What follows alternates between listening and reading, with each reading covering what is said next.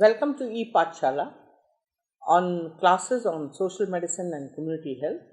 And today we are going to discuss, we have been discussing healthcare delivery system. And to continue, now last time we switched to primary health care.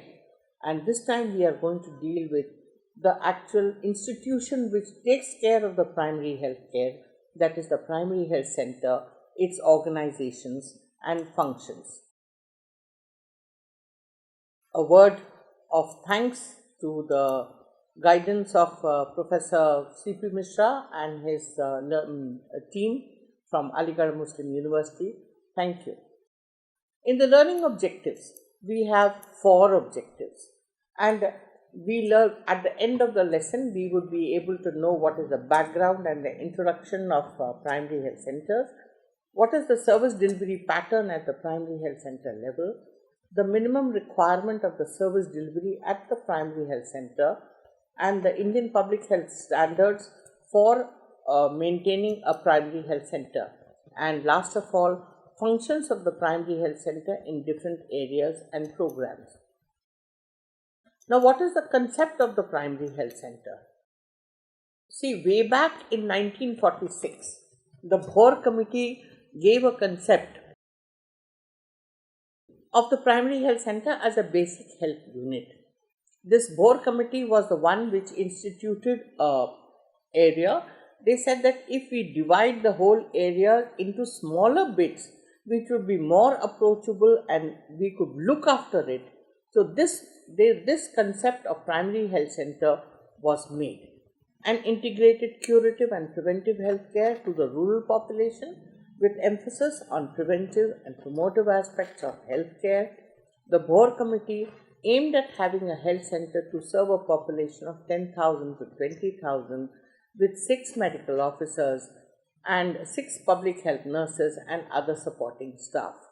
The Mudaliar Committee, which came in 1962, so the program was started, and with the hitches, it started running. So a mid-course correction was done in 1962 by the Mudaliar Committee, which recommended that the existing primary health centers should be strengthened and the population to be served by them to be scaled down to 40,000. Now, in the primary health center, they had to have an approach also. So, in 1978, we just finished discussing the declaration of the Alma Ata Conference in 1978 proclaimed primary health care and set the goal for health for all by 2000.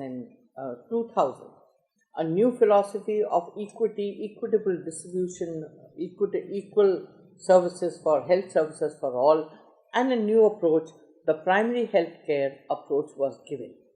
The National Health Program Plan in 1983 proposed reorganization of the primary health centers on the basis of one primary health center for every 30,000 rural population in the plains and one PHC for every 20,000 population in the hilly, tribal or the backward areas for more effective coverage. As on March 2014, 25,020 primary health centers have been established throughout the country.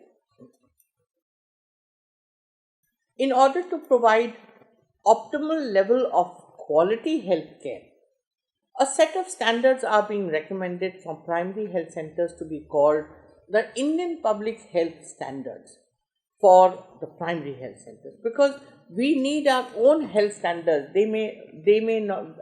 The question is that setup in the primary health centers may vary from place to place. So we have to regularize the Indian Public Health Standards to meet the requirements of all these primary health centers throughout the states and throughout the country. The launching of National Rural Health Mission has provided this particular opportunity, and the standards prescribed in this document are for a primary health center covering 20,000 to 30,000 populations with a 6-bed. Setting standards is a totally dynamic process.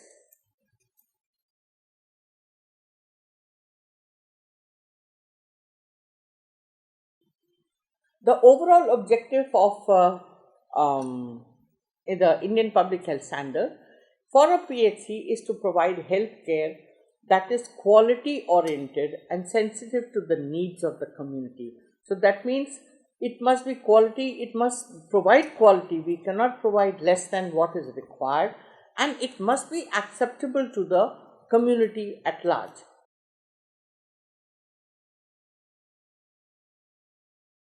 Now, the minimum requirements for the delivery of services. The following requirements are being projected based on the basis of 40 patients per doctor per day. Of course, normally it could be 40 patients in a primary health center, and the figure could vary as per the season wise and as per situation wise. Now, 60% of the utilization of available indoor and observation beds out of the 6 beds, at least 60% utilization should be there, of which 2 are kept mostly for maternal uses, that is for delivery services. And as regards manpower, 1 more medical officer may be from Ayush or a lady doctor.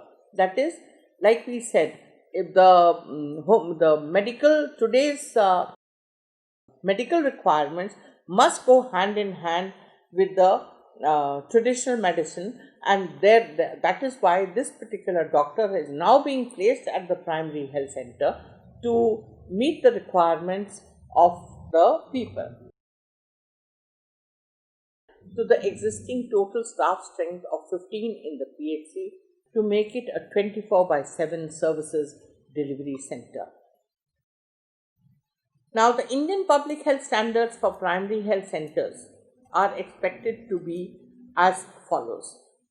The Central Council of Health, at its first meeting held in January 1953, had recommended the establishment of primary health centers.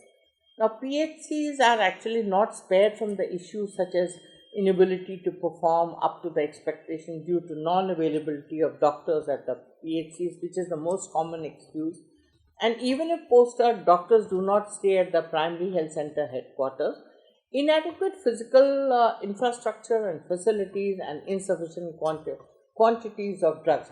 Now, these are actually the basic excuses which are normally faced in day to day from the primary health centers. Doctors posted do not go there, patients are drawn away from there, inadequate physical structure is there, they say the fan is not working or whatever it is, then there are no drugs and insufficient quantities of drugs are there. So none of these rules will now hold good, and there is definitely a lack of accountability to the public and the lack of community participation, with a lack of set standards for monitoring quality care.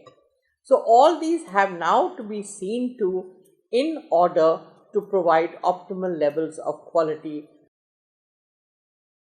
health care, which is a set of standards are being recommended for primary health center to be called the Indian Public Health Standards for primary health centers. In other words, now these will become the landmark measurement standards for each and every primary health center to be maintained. So the objectives of IPHS for primary health centers are: 1. To provide comprehensive primary health care to the community through the primary health centers. That means primary health care which is acceptable, equitable, approachable, affordable to every single member of the community, and to achieve and maintain an acceptable standard of quality of care, to make the services more responsive and sensitive to the needs of the community. So, therefore, the minimum requirement at the PHC for meeting the IPHS standards are: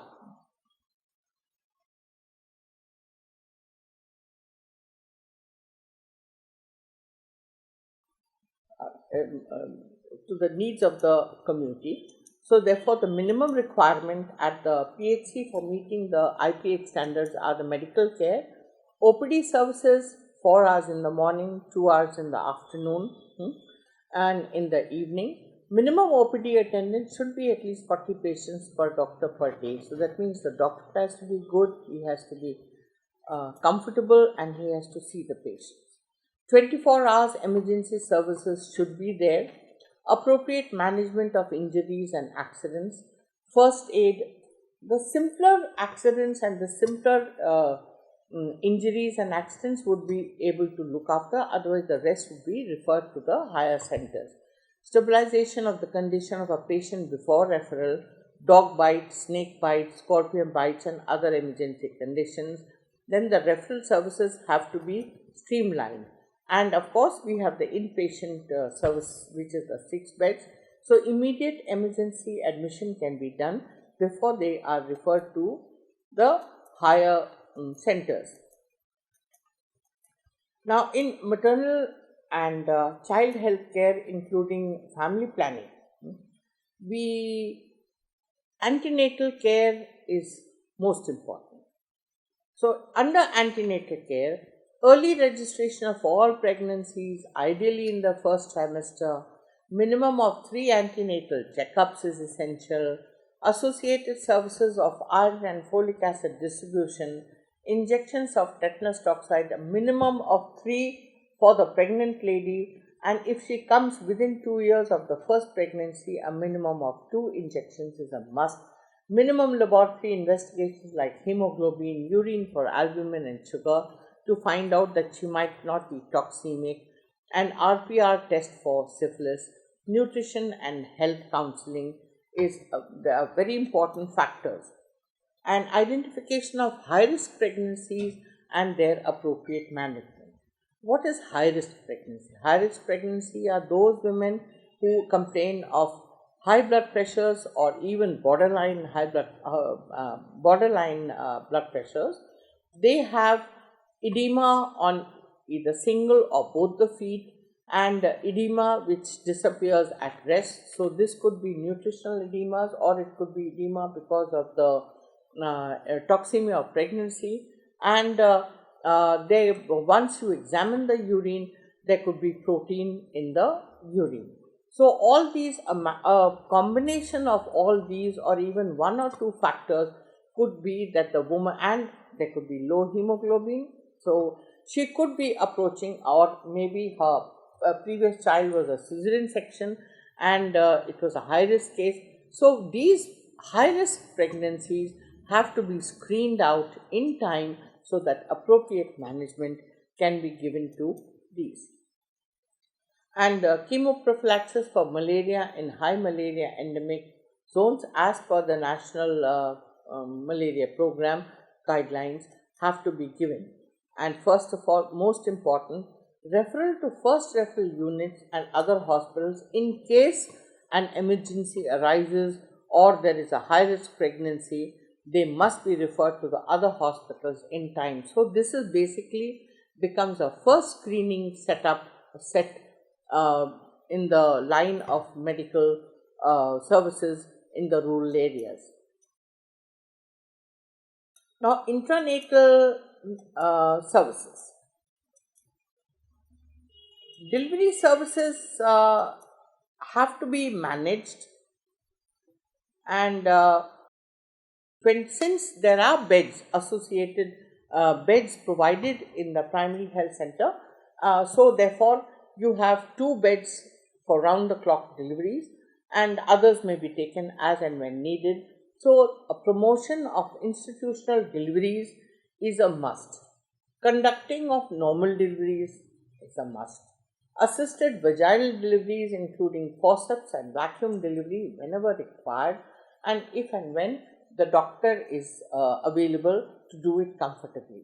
And of course, the manual removal of placenta should be done, and it should be seen that the placenta is complete in all respects, and should see for calcification spots in the placenta, and appropriate and prompt referral for cases needing specialist care, management of pregnancy-induced hypertension, including referrals, pre-referral management, that is obstetric first aid, and in obstetric emergencies that need expert assistance. So either they could be managed there, or they must be immediately referred to the first referral units and be sent to the community hospitals.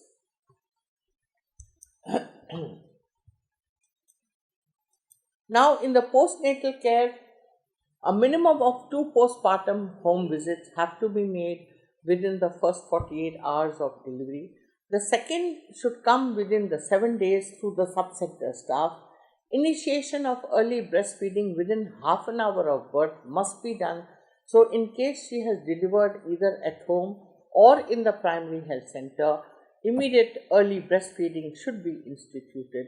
Education on nutrition, hygiene, contraception, and prevention of infection during the postnatal period. Essential newborn care as per the guidelines of the Government of India on essential newborn care, and others, that is the provision of facilities under the Janani Suraksha Yojana. These are a must and they should be carried out in toto within the framework of the primary health center. Newborn facilities, for whatever is possible, care of the neonatal resuscitation definitely should be taken care of, because we have the oxygen cylinders and we have the care for the newborn baby, and most important, management for neonatal hypothermia and jaundice. If it cannot be managed, at least it should be recognized, diagnosed, and immediately sent to the first referral unit for immediate care of the child. Now, in the care of the child, emergency care of the sick children under 5 or even younger children who are coming, which includes integrated management of neonatal and childhood illnesses, care of the routine childhood illness, and essential newborn care is a must. So, if a mother has delivered at home, she may be brought to the center in order to be taught how to look after the newborn, especially if the weight of the child is on the borderline. It may not be, it may be just 2 kg or just below 2.5 kg. So, in that case, essential full care must be taken. And promotion of exclusive breastfeeding for 6 months.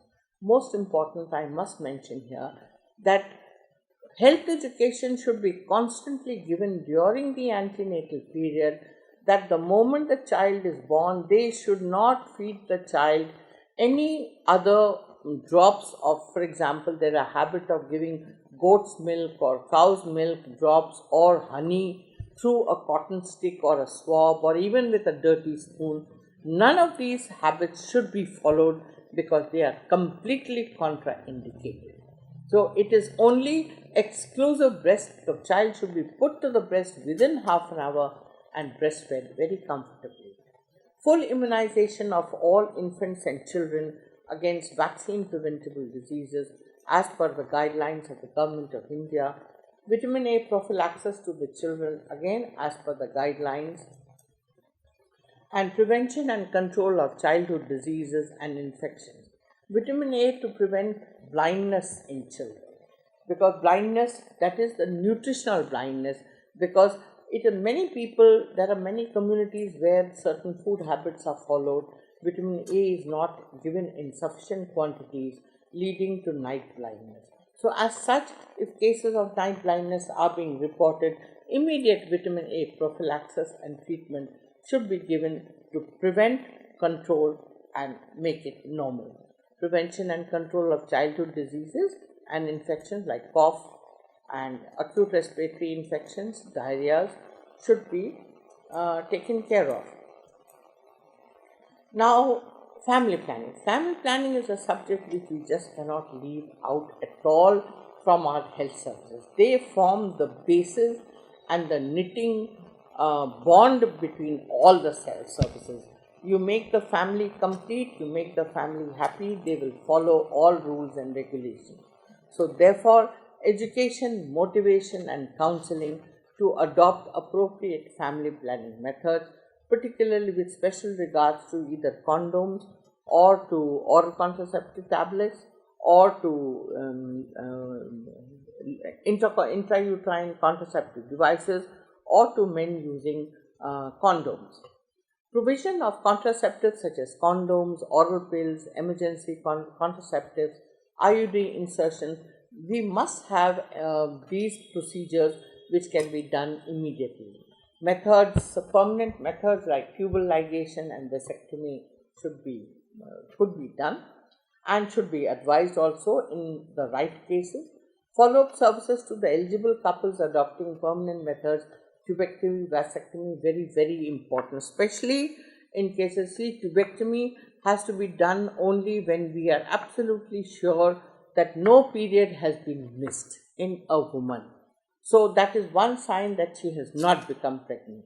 Secondly, for vasectomy cases, we must take care to teach the person that sperms could be alive up to 6 weeks in the vast difference even after a vasectomy. So, in any case, if they have to have family life, they must take care to use condoms and to prevent an accidental pregnancy occurring, and from that accidental pregnancy occurring after vasectomy leading to issues of social issues and questions being raised as to the pregnancy. So therefore these important factors are very, very important, and appropriate counseling and referral for safe abortion services must also be given in case it is needed.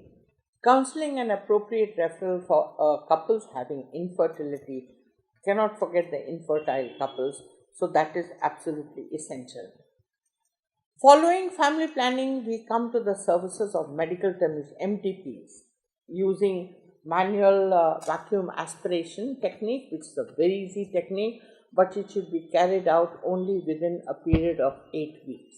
Management of the reproductive tract infections, sexually transmitted infections, and health education must be completely given. Along with it, nutritional services must be given so that we are looking after the total health in its entirety. Most important, diagnosis and management of anemia with vitamin A deficiency must be seen to, and we must do this in coordination with the ICDS. And for the children, the school health, regular checkups, appropriate treatment, see for diseases which could appear, that is worm infestations, vitamin A deficiencies, or weight, insufficient weight at a not coordinating with the height and the growth of the child. So these will point to nutritional deficiencies, and these children must be picked up and seen in the regular clinics. Adolescent health care, lifestyle education, promotion of safe drinking water, basic sanitation, prevention of locally endemic diseases like malaria, Kala-Azar, Japanese encephalitis, disease surveillance, control, these are all parts and parcels of the care which has to be given at the village level. Then most important, promotion of sanitation, using of toilets and appropriate garbage disposal is absolutely essential. Then collection and reporting of vital status events. Cannot forget the registration of birth and deaths. So that is an important event, and that has to go into the municipal records. And of course, education about health and behavioral change. So these early changes must be noted and must be treated as soon as possible. National health programs, including reproductive and child health programs, HIV, AIDS control programs, non-communicable disease control programs, and of course, let us not forget the gamut of infective disease, that is tuberculosis, leprosy, malaria. All these have to be seen to at the local levels, and all cases have to be reported as soon as possible to the medical officers at the primary health center in case they might be starting on an epidemic. So control of epidemics as per the national guidelines is also essential. Now, I was talking about disease surveillance. Disease surveillance is important because primary health center will collect and analyze the data from the sub-center and will report information to the district surveillance unit. Appropriate preparedness and first level action in outbreak situations. Laboratory services for diagnosis of malaria, tuberculosis, typhoid with the rapid diagnostic kits, and detection of fecal contamination of water with a rapid test kit and chlorination levels in case we start a diarrhea epidemic. Then national control of blindness. I just mentioned few points about this, about the treatment and diagnosis of common eye diseases, and in case it is necessary, refraction services for at the school level or at the adolescent level or at the senior citizen level, very essential. Then, of course, for the senior citizens, detection of cataract cases and referrals for cataract surgery. Then, under the National Program for Control of Blindness, we have the basic services should be there, that is for diagnosis and treatment of common eye infections, refraction services, detection of cataract and referral for cataract surgery. Then you have the national vector-borne diseases, in which you must look out for cases of malaria, microscopic confirmation should be there, suspected Japanese encephalitis, dengue, and immediately symptomatic treatment, hospitalization as per protocol should be followed immediately. Of course, in areas which is where Kala Azar is endemic zones, Kala Azar should be looked for. Then where filaria is endemic, we should look for the microfilaria cases and for the swelling of the foot and the fevers. Most important in today's context, we cannot forget the National AIDS Control Program.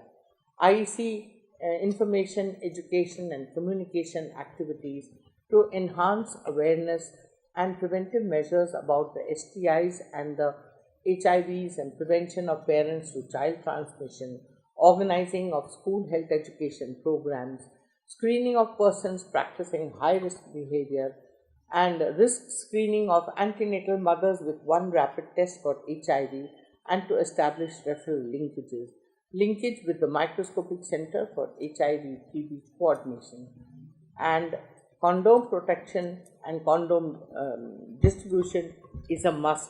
So therefore, we guide and we help patients with HIV or AIDS for receiving ART. Now, in the referral services, since this is a basic unit, we need to have appropriate referral services for referring to the higher centers. And in case anybody needs specialist care, or we need to stabilize a patient, or we need appropriate support for patient during a transport, or providing transport facilities either by the PHC vehicle or by the other available referral transport. So these are very important and provisions should be made for that. Then inbuilt training, even during working within every 6 months is absolutely essential, because training supplies practice, training supplies knowledge, training supplies better workers and hence better service. So health workers and traditional birth attendants, initial and periodic training of paramedical staff, and most important, training of ASHAs at the field. And with this, thank you for visiting ePathshala.